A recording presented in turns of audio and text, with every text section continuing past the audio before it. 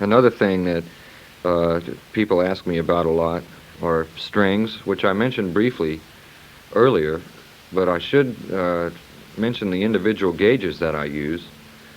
On the old herringbone, I use a medium gauge set made by Thomas Vinci, and starting with the high E string, the gauges are 13,000 and up to 17 for the B string, to 26,000 for the G, to 35,000 for the D, to 45,000 for the A, and to 57,000 for the low E, which is sort of an odd combination of gauges.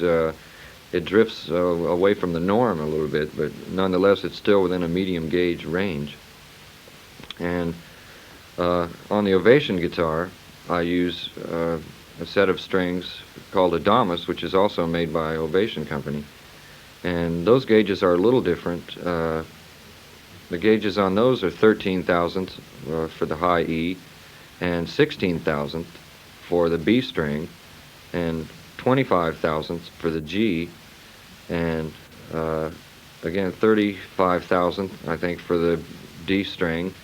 For the A string is the 45,000, and then I think it's a 56,000 for the low E.